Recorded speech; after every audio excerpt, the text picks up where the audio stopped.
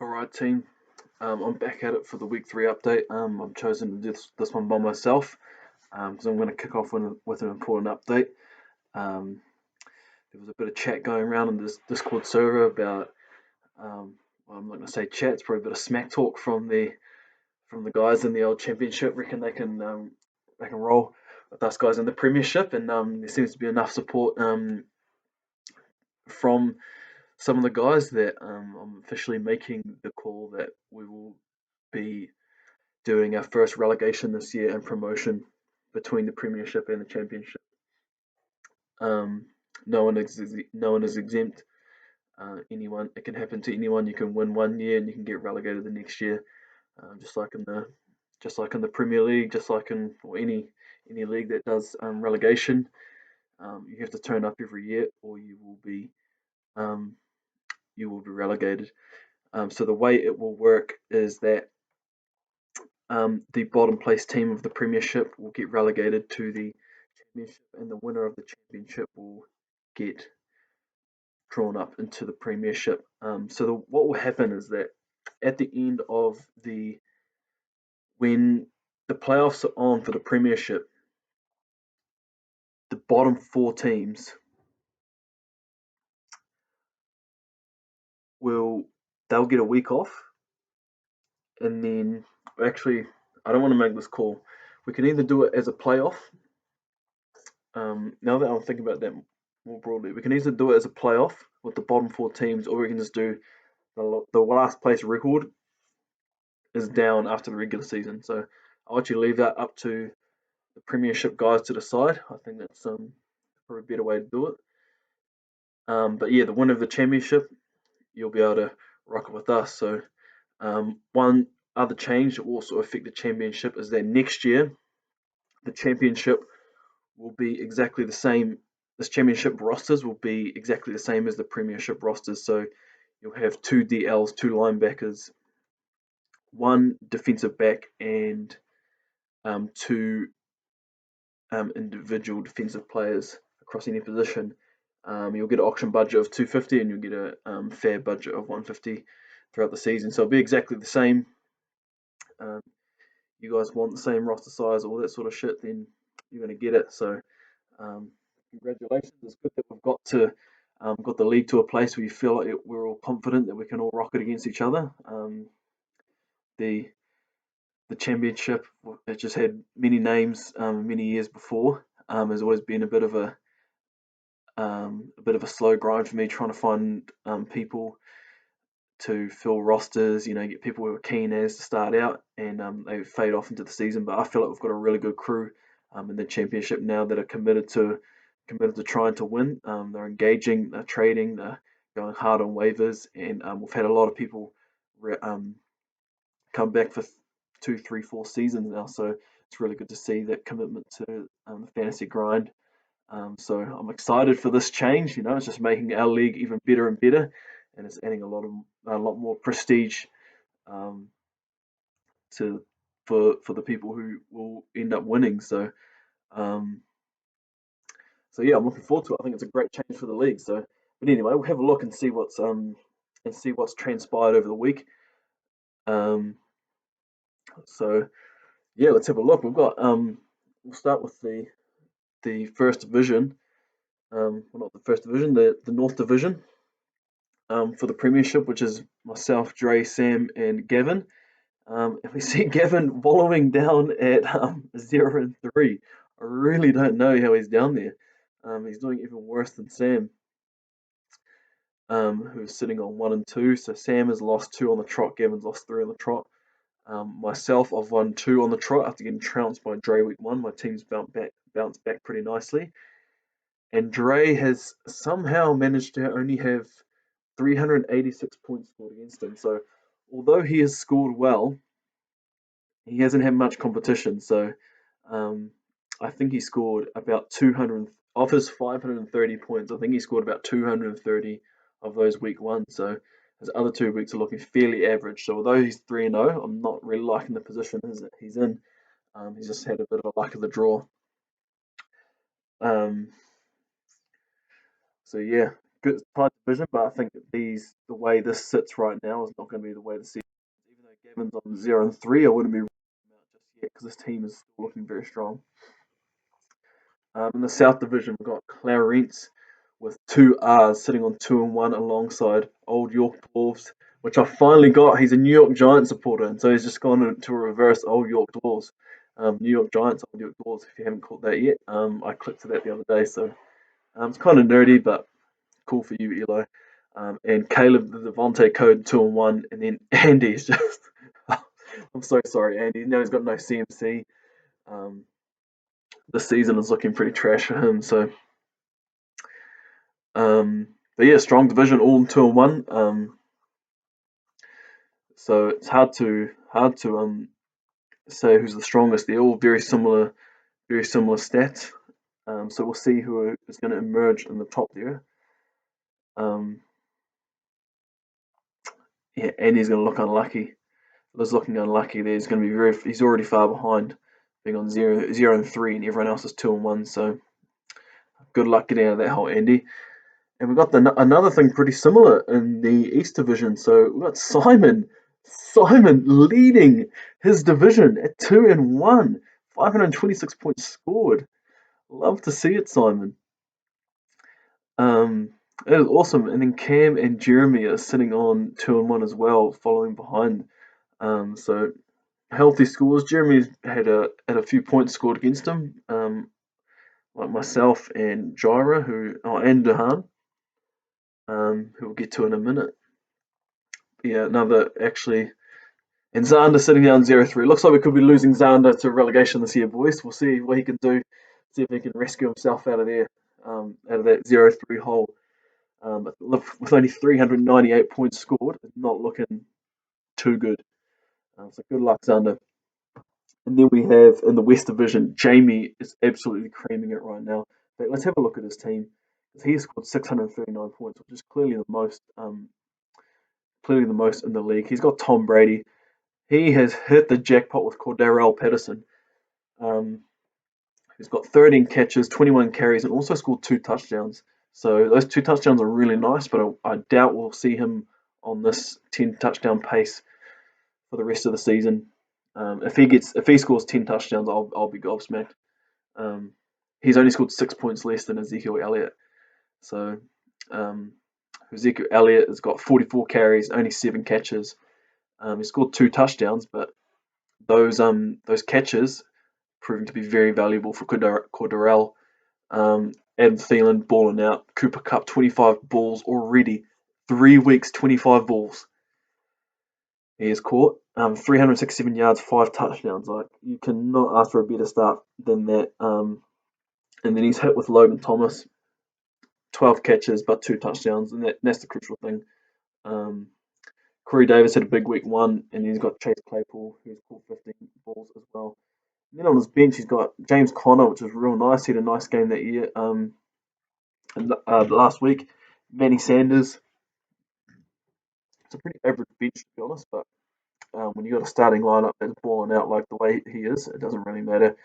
And then defense, he had this big week from Nick Vigil. Bobby Wagner's just doing Bobby Wagner things. Just the man is a machine.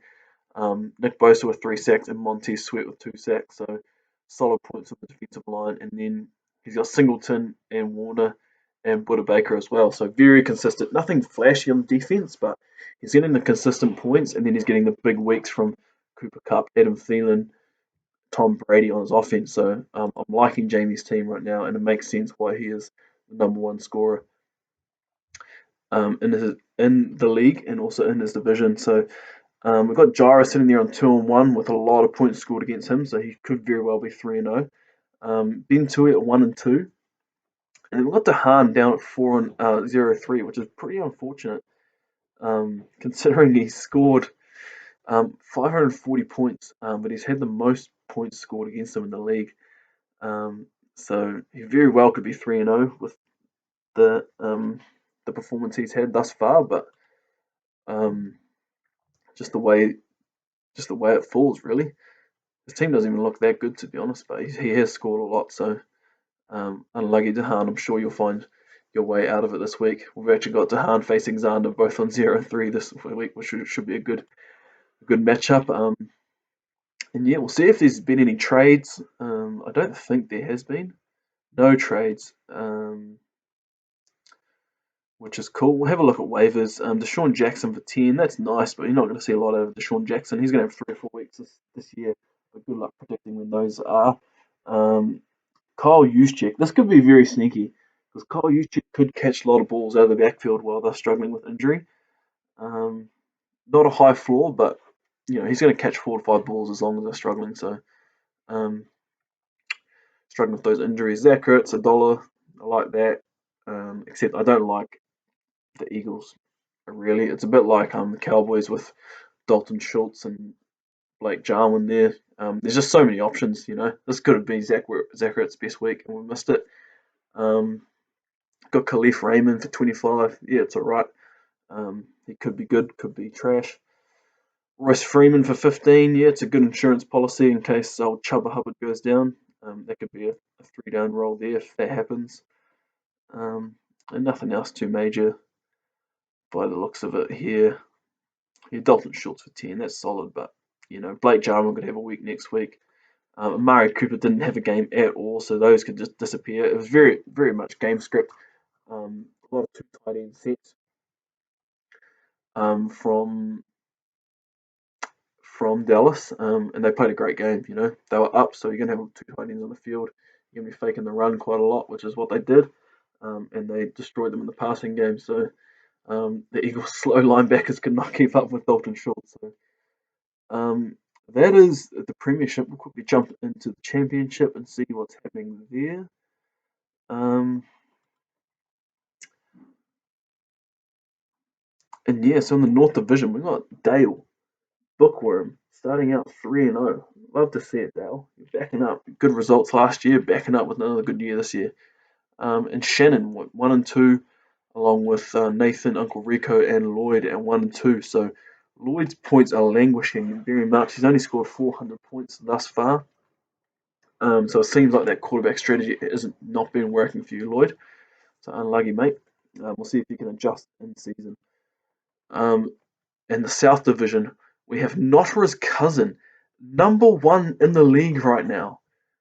Unbelievable. On 559 points. That is a huge point tally.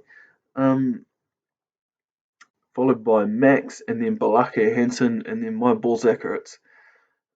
Languishing on 370s. Unfortunately, suffered from having an auto draft, but he's also had the most points scored against him in the league. So it's a bit of a perfect storm from disaster. So Ewan, get onto it, mate. You can still recover. It's only 0-3. It's a long season. But we'll quickly pop in and have a look into Nottera's cousin's team, because that is a huge point. It looks like he's been streaming quarterback. He's got Jared Goff and Daniel Jones on his roster, which is unbelievable. He's got the man himself, Derrick Henry, who's averaging 30 points a week. So he's caught 12 receptions for Derrick Henry this year. That's 4 receptions per week. I'm sure that's higher than last year. 80 carries, 353 yards, 3 touchdowns. The man's a beast. Tyreek Hill, Justin Jefferson, Michael Williams. My goodness. And he's been sneaky, and he's been chucking Tony Pollard in the old flex spot, which has served him well. Pollard's got 27 carries. That's nothing to turn your nose up at. His bench is absolutely nothing, but his starting lineup is solid. He should taper off. He's not going to get these big weeks from Justin Jefferson and Mike Williams. Mike Williams is not scoring 20 touchdowns this year, but he could have 100 catches, 1,000 yards, 12 touchdowns, which would be a massive year for him. So he's looking strong. On the defensive side, got Shaq Thompson, AJ Johnson, Kenny Moore, and Javon Hargrave. Javon Hargrave is not a name that he's not a big name defensive lineman, but he's got 4 sacks on the year. So what are you going to do? He's going to keep starting him. It's a great call from Lucas, and his defensive players are scoring solid. So similar to Jamie, he's getting that defensive platform, and then his offense is providing with the big boom game. So looking very strong for Nottera's cousin. And then we drop into the East Division with the Sam Tang Beijing Ducks 3-0. So he is a bit of a Andreas syndrome as well. He's had the least points scored against him. So although his points scored is not that bad, so he's been comfortably winning, and he's still got his full fab. So unlike Dre, he's actually still got his full fab to use. So Beijing Ducks is looking in a really strong position. Hooked on a feeling, I'm not sure who that is. Sitting at 2-1, but looking solid. Nick's knocked at 1-2, not too bad. And then Sylvan, mate, your point total is horrific considering you drafted a team, so you don't get the same lead off Ewan did. Um, yeah, you're not looking good, mate. So you need to get some of your trash trades and start making them good trades. And then in the West Division, we've got the Taco Barons. John, mate, you're doing well, 2-1. And then Joe Buck yourself at 2-1. With Super Kamaru and Kiwi Chan at 1-2. So very tight division, not much separating each person there. Um, so yeah, championship. We've got Dale and Notra's cousin out in front, and then it's looking like a tight race in behind them. So we'll see how that plays out. We'll see if there's been any trades happen. I don't know if there has been since. Oh yes, okay. So we have had interesting trade. This was on the 28th. So what's today? Tuesday. So we've had Calvin Ridley traded for Damien Harris and Henry Ruggs. So that's a good buy low on um, Calvin Ridley from Lloyd to Ewan. But I think Ewan is actually getting good value in return. With James White out, Damien Harris could have a bit more of a workload. He was a very good all-round back when he was at Alabama. Um, and then Henry Ruggs, he's a bit of a dart throw, but Derek Carr has been hitting or throwing a few deep balls his way. So if he can connect on a few of those, this could work out to be a good trade. I don't know if Calvin Ridley is going to be the same player without Julio Jones now that he's the number one target. And Atlanta just look pretty trash at the moment, but it's definitely a good buy low. I like this trade. It's a good trade for both teams. Ewan's struggling. He needs some more pieces, and he's given up to get a starting running back and a good deep threat wide receiver on a 3-0 team right now. So I like that from Ewan. That's great stuff, mate. And we'll look into waivers. Rashad Bateman, yeah, it's alright. Nothing major. Individuals on waivers for 0 points. That's fire. Tyler Conklin for 10. Probably overpaid there. Michael, but it's all good. No one else. And Chuba Hubbard for 80. Which is fair enough. You never know with McCaffrey's injury history. Not that he's had an extensive injury history, but when he's coming back from the injuries that he had last year, I don't think that's a waste at all. I think it's a really good spend of 80 on Chuba Hubbard. You want that handcuff to McCaffrey. Even if he's only out for 2 weeks, having that on your bench is still extremely valuable. And then Peyton Barber for 40. We don't know how long Josh Jacobs is going to be out for, so I like this pickup. For 40, it's not even a third of your fab. It's a good pickup, Dale. That's a good piece to have on the bench. And apart from that, that's it. So, yeah, good week's week. Good all round. Good stuff all around from everyone. 3 weeks in, don't freak out. This is the thing. You got to let your team have 4 weeks. Do not freak out at all. You could be 0-3. You can still make the playoffs. You can finish the season 11-3. You can finish the season 10-4, 9-5. You can still make the playoffs. Just do not freak out. Don't rage drop anyone. Don't do dumb trades. Talk to other people in the league. If you're not sure, reach out to someone. Yeah, if you're 0-3, get trading. You made a great trade. You gotta trade. You gotta make some moves. If you're 0-3, take a couple of risks. Don't do anything dumb, but you gotta step out of the box and start moving the roster around because what you're doing now is not working. So, good luck to everyone, and we'll see you all next week.